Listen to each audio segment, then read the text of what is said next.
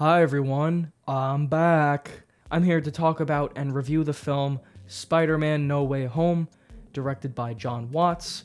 This is a critically acclaimed and financially successful film in the box office. It has made over $1 billion and it's been out for about 2 weeks. I've received a few comments telling me to review this film, even though I had assumed many people already saw it. They just might want to hear someone else's perspective on this film, and that's fine, because I actually very much liked this movie. I really enjoyed it. I would say I kind of love the film. I'll just talk about the movie spoiler-free because there's a lot to talk about without even getting into the story or the plot. If you've seen the movie, which many of you have, you can watch that part. We'll get to that. Let's talk about the box office of this film first.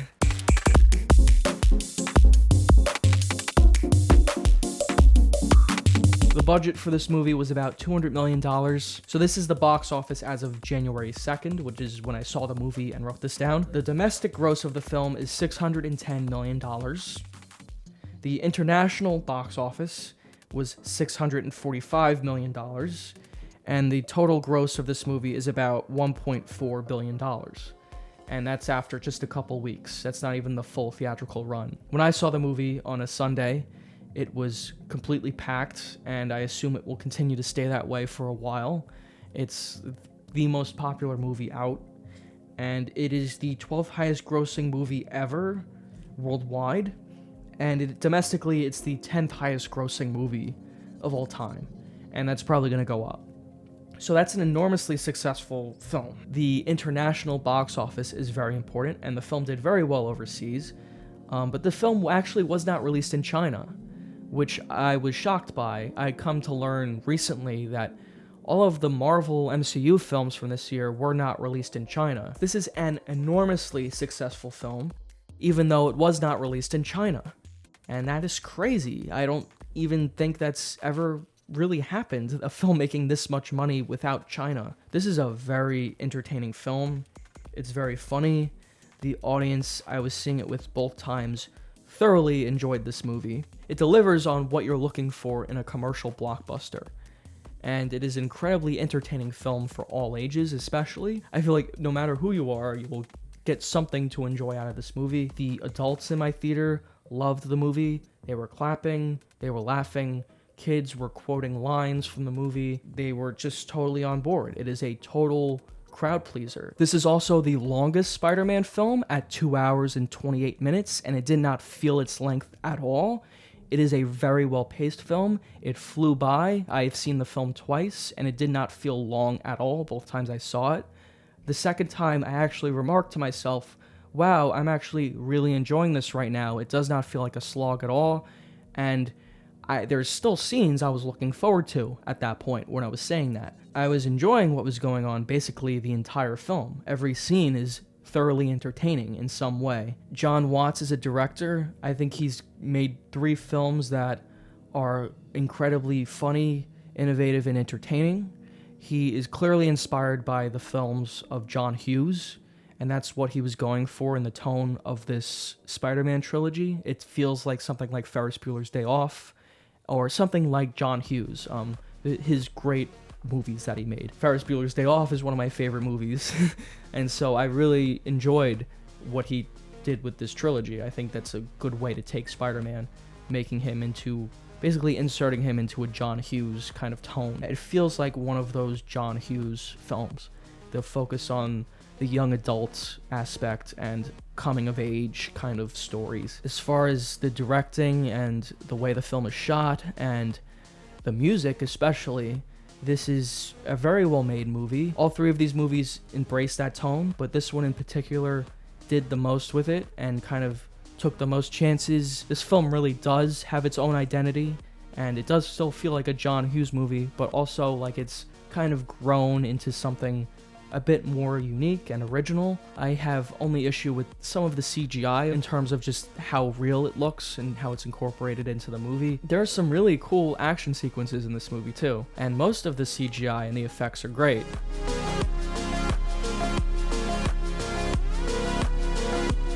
My first viewing, which was opening night, it was packed in the theater, completely packed with people. It is definitely a crowd pleaser movie. It totally works as that, and it succeeds at being a crowd-pleasing movie. It is really great. The audience loved it. They were laughing and clapping and cheering and crying. Not so much my second viewing. They still were clapping, and I'll break down the exact moments when they clapped, because I remember them. The first time I saw the film was a Thursday night, the Thursday it came out. A bit of an older crowd there because it was a late showing. It was still packed, but it was more older, like young adults. The second time I saw the film, the crowd was a bit more diverse. There were kids and adults and dates and, dads seeing it with their sons and, whatever. Both times I thoroughly enjoyed this movie. I did not feel like it was longer the second time. I didn't feel like it was dragging on at any point. The pacing for this film is actually pretty perfect in my mind. I don't have an issue with the pacing at all.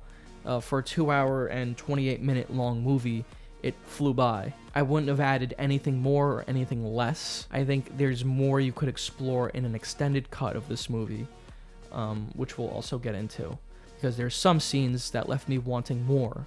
But ultimately, I feel it's better to leave me wanting more than to make a film that's too long and boring. And I'm glad they did throw even more in there, because they already threw in a lot. So now I'm going to talk about the story, and I may get into things that you don't want me to say or hear about until you see the film for yourself.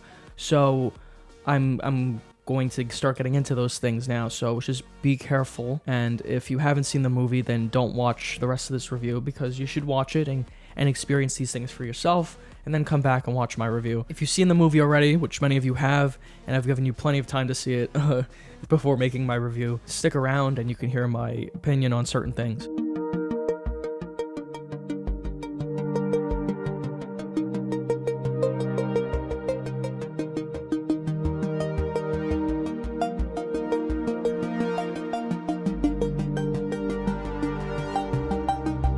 If you have not seen the movie, just go and see it, or wait for it to come out on video on demand, or Disney Plus, whatever they decide to do, or Sony's new streaming service or whatever that hasn't been announced. Sony Plus, that's the name I came up for it when they eventually do announce it and make Morbius its premiere film.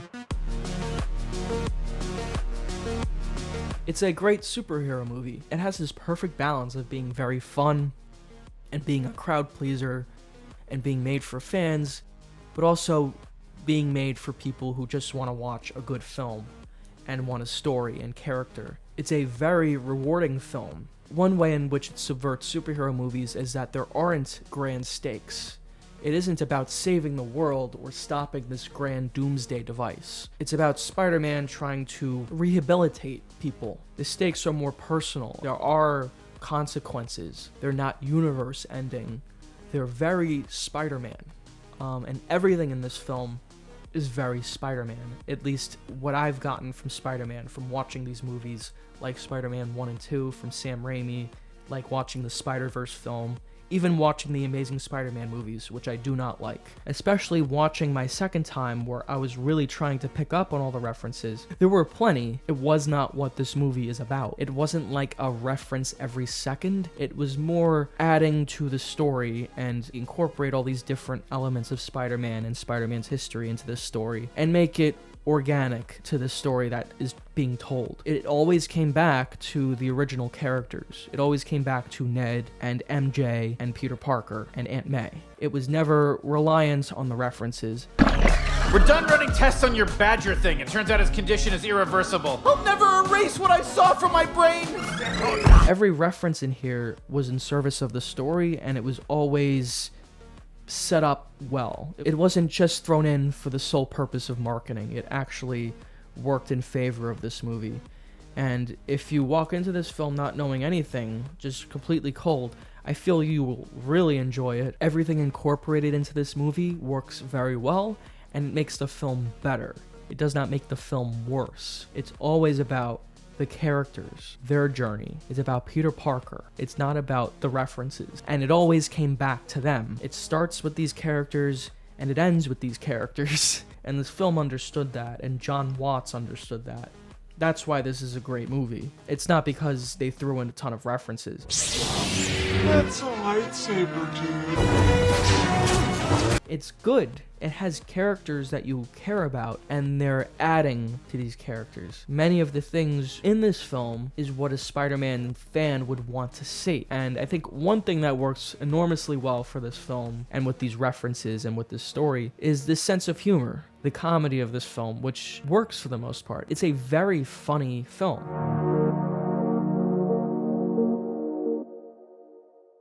I feel I could more accurately express my thoughts on what exactly I think about this movie. The biggest thing to spoil, I guess, are the reincorporation of characters from previous Spider-Man movies.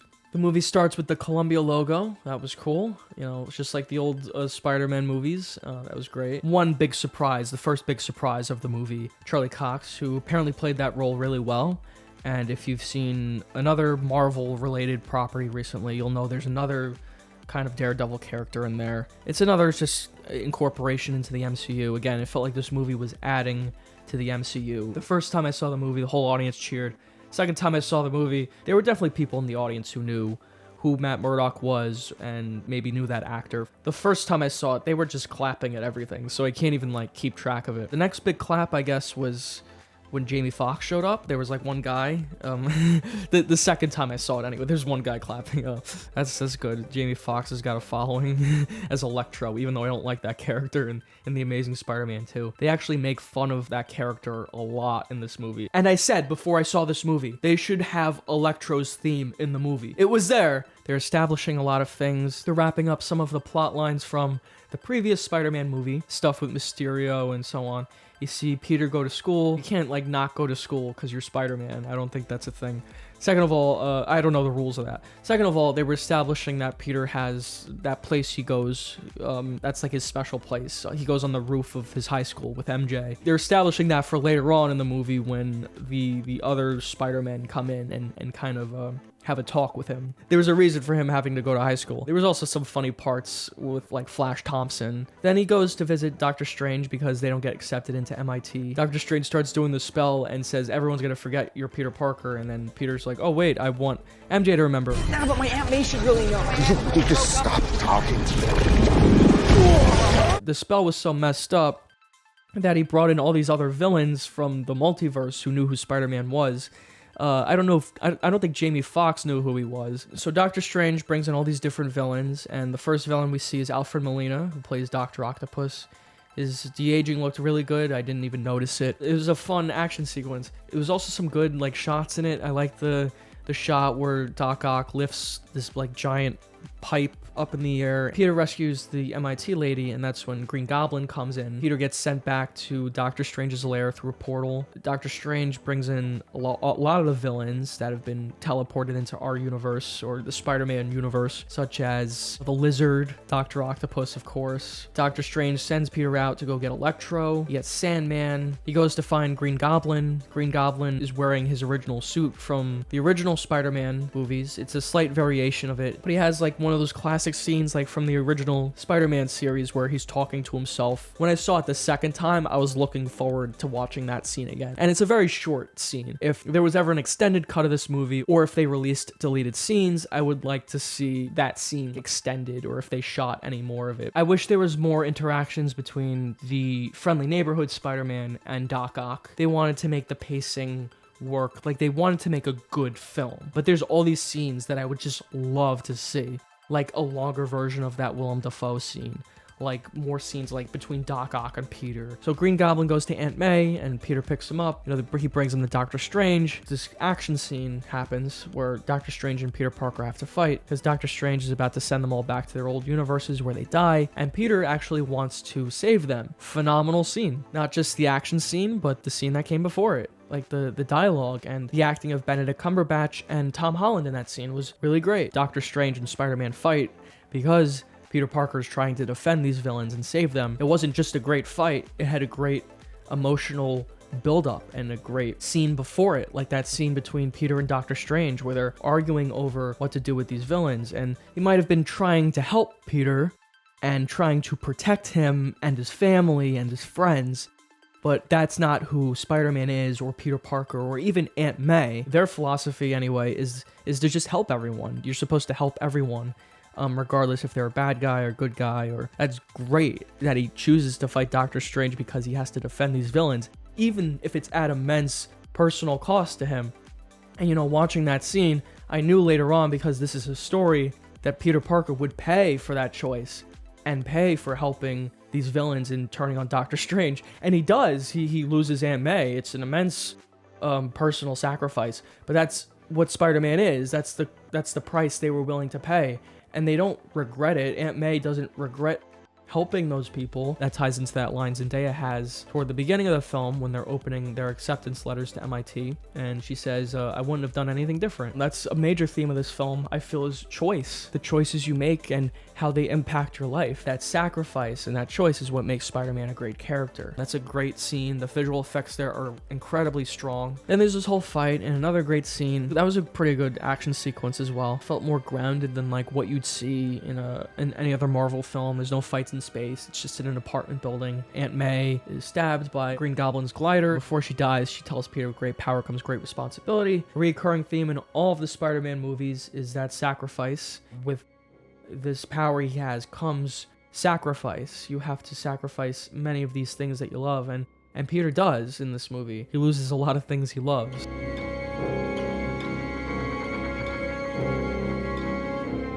Andrew Garfield shows up as Spider-Man. The whole audience applauded the first time.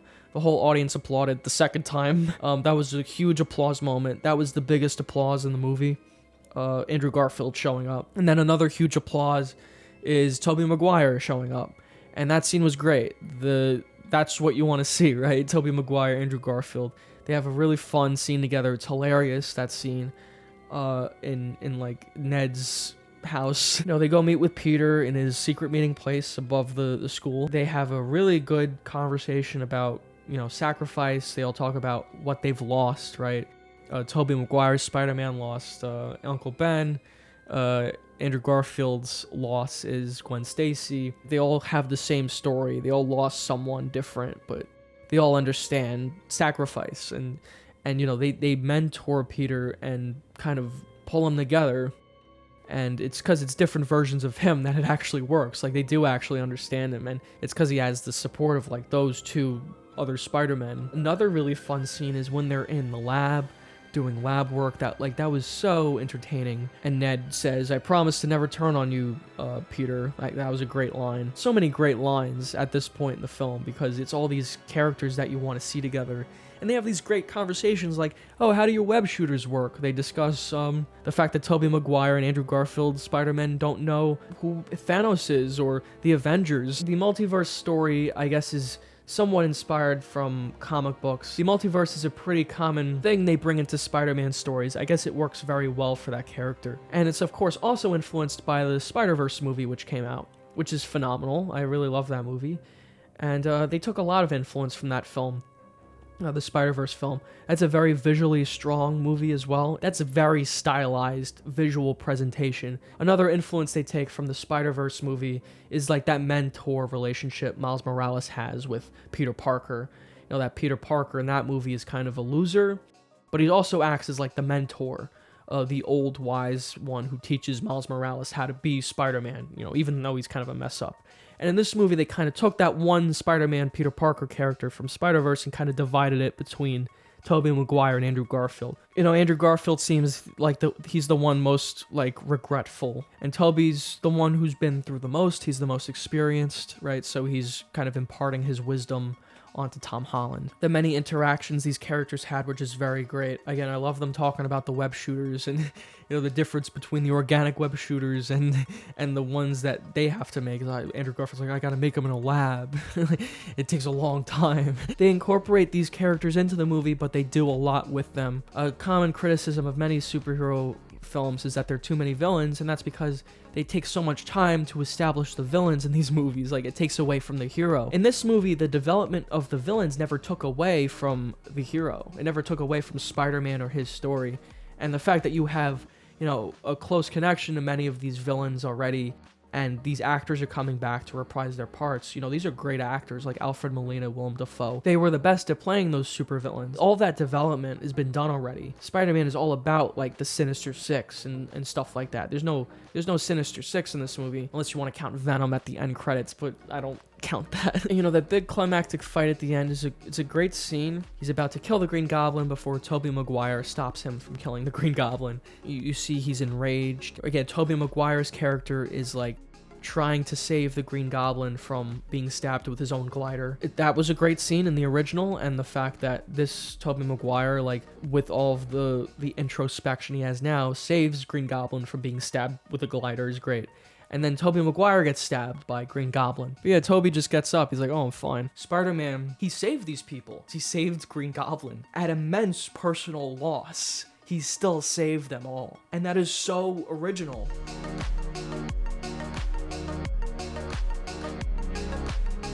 You get really great scenes between these actors and these characters. Tom Holland's performance in this movie is very good.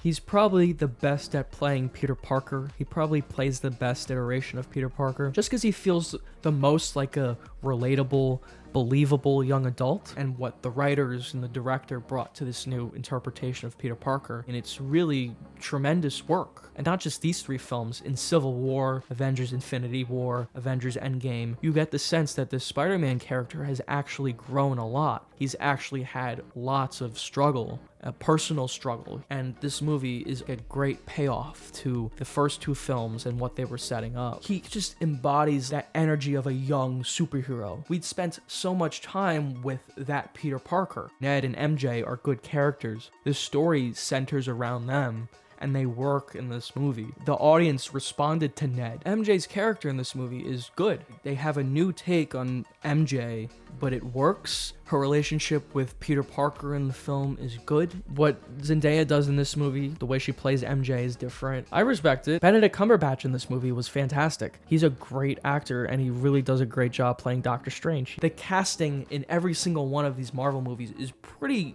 great. I don't think there's a single bad actor in their role. The score of this film is by Michael Giacchino. He has composed all three of these movies, and his score is quite solid. I enjoy much of the music in these Spider-Man movies. I also really enjoy the song choices. This film starts with a Talking Heads song. The credits song is great. A lot of the song choices in this film are great. They really work. They're very good, and they fit the scenes and the tone of the film very well. A lot of the song choices in this trilogy just really work. They add a lot of energy to these scenes, such as the opening scene with that Talking Heads song. It's a great use of that song. The opening scene of this film is very memorable. I really enjoyed the opening. The end credits song, of course, you could draw parallels between the lyrics and the things that happen in the movie. The name of the end credits song in this film is The Magic Number. And, magic, obviously Doctor Strange uses magic, right? So the magic part of the song. A lyric in the song is 3 is the magic number. That's what one of the lyrics is. 3 is the magic number. Of course, you could say the 3 Spider-Men, right? And they were brought into the universe by magic. You could also interpret it Peter and his 2 friends, right? So MJ, Ned, and Peter, that's the 3. That's the team, right? That's the bond, their friendship. And then you can also take it as this is the 3rd film in the trilogy, so it's, 3 films, and everything in this film felt very purposeful and intentional. I don't think Spider-Man's suit looks great, and they try to vary it up. He's in the Tony Stark suit, he's in his normal Spider-Man suit, and then someone throws paint on him, so he, reverses it and wears, he wears it inside out. They always kind of looked fake and very CGI. There are other Spider-Man suits in this movie that kind of appear later on, and those look pretty good. The old-fashioned Sam Raimi suit, that looks great. Alfred Molina's Doc Ock and Willem Dafoe as Green Goblin are the highlights. They focus on them the most. The only one that felt underutilized for me was the Lizard. And another poor thing about those 2 characters in particular, Sandman and Lizard, is that they reused footage of them from Spider-Man 3, and in the case of the Lizard, they reuse footage from Amazing Spider-Man. And it's just kind of distracting in those scenes. The actors who are actually on set in those scenes have dialogue, and the characters like Sandman and Lizard just don't react. That's because it's just reused footage. They just brought Tom Hardy in just so he could drop the Venom goop onto a bar, and then now the goop is in the MCU. Tom Hardy, you can get the F out of here. The Sony Marvel conflict with Disney shines through in that scene specifically. The fact that there's been this like resurgence now of praising the Amazing Spider-Man movies. Oh please, I'm really glad they did not continue those. At this point in the MCU, I feel now it's actually had the desired effect that they kind of want to have with these movies. There have been all of these stories, and you feel like there's a history to everything. There's a history there. You're only scratching the surface of what has been seen, what is possible. Every film they keep introducing more and more. It feels like they have so much more material to go through. Really, Marvel plays to its strengths when it utilizes that history that they have. This history of characters, not just from comic books, but from the movies they've made themselves. And the stories go so far beyond what you're watching. It's utilizing the history of this character and the fact that there have been so many other movies to establish all of these things. And all that history, all these characters make it a better film. Doctor Strange being in this film made it a better film. Toward the end of the film, with the Amazing Spider-Man and the Friendly Neighborhood Spider-Man, that's their names in the MCU canon. Yes, these characters are actually canon in the MCU now. Friendly Neighborhood Spider-Man, that's the Tobey Maguire one. And the Amazing Spider-Man is the Andrew Garfield one. You know, Andrew Garfield kind of puts himself down a lot in the movie. He's very humble. Like, toward the end, Andrew Garfield's putting himself down again. And it's when they're at the Statue of Liberty. And Tobey Maguire says, you're amazing. You're amazing. And that's, of course, a reference to the fact that he is the Amazing Spider-Man, right? Like, I didn't really pick up on that the first time. But yeah, the scene where Doctor Strange is fighting Peter, he pushes Peter out of his body into the astral form, and Spider-Man keeps doing this. He keeps like dodging around Doctor Strange. That's his Spidey sense, and you see like the Spidey sense tingling in the scene. That's like a reference to Spider-Man, the spider sense. Peter says to Doc Ock, trying to do better. That's a line from Spider-Man 2. Trying to do better. Well, being brilliant's not enough, young man. The Amazing Spider-Man and the Friendly Neighborhood Spider-Man, their web shooting sounds are used from their films, from the original Sam Raimi films and from the Amazing Spider-Man films. They kept the sound of the web shooting from each of their films. There's a shot in the movie where all three of the Spider-Men come into frame. It's CGI, they all land on like the Statue of Liberty or part of it. And of course the audience cheered at this part in both screenings I saw. That was one of the biggest cheering moments, seeing all the three Spider-Men together like that. They all land, but they land in order. The Friendly Neighborhood Spider-Man, then the Amazing Spider-Man, Andrew Garfield, and then finally Spider-Man. A big one I noticed is toward the end of the film, Doctor Strange is trying to mend all the multiverses in the sky. There's like all these like different villains in the sky, and some of the villains that people pointed out, I noticed the Scorpion, Michael Mando. He's from Better Call Saul, a great actor. I thought he was Scorpion. Maybe he will be. That's just like a different universe Scorpion. They were also referencing Rhino there. They saw Kraven. Those are all Spider-Man villains, so that was a reference. Ned's jacket is tan and blue, which is the same colors as the Hobgoblin. There's the line, you know, I'm somewhat of a scientist myself. You know, I'm something of a scientist myself. Peter Parker having kind of back issues in the film. That's a reference to the scene in Spider-Man 2 where he jumps off a building and he falls. He's yelling, I'm back, and then he falls and he's like, ow, my back. Oh, my back! That's everything I noticed. Every reference, every character they incorporate from other movies is in service of this story and in service of the arc of Spider-Man as a character. Right, he loses everything ultimately at the end of it. Willem Dafoe is Norman Osborn, Alfred Molina is Doc Ock. They're great. Dr. Otto Octavius. They're great. I wish the Lizard was better incorporated into the movie. I really don't have much issue with the story or the plot or the characters. I'm not going to overthink the logic of a Spider-Man movie. It's inherently very silly. I really enjoyed the movie. If I have to give a rating, I'd give it a 9 out of 10. The first time I saw it, I gave it an 8 out of 10. Now I would give it a 9 out of 10. It's the best Spider-Man film, live-action Spider-Man film since Spider-Man 2. The Spider-Verse film came out a few years ago. That's a great movie. But in terms of the live-action films, I've really enjoyed it. It's the best of John Watts' trilogy of Spider-Man films as well. The second time, it did not feel very much like a slog at all. I thoroughly enjoyed it the second time, and I was cheering and clapping like everybody else. I was like, woo! woo! Both times I saw it, I was invested in the story and what was happening with these characters. I think you will really enjoy this movie. I think there's a lot to get out of it for you. I feel like it is definitely made for you.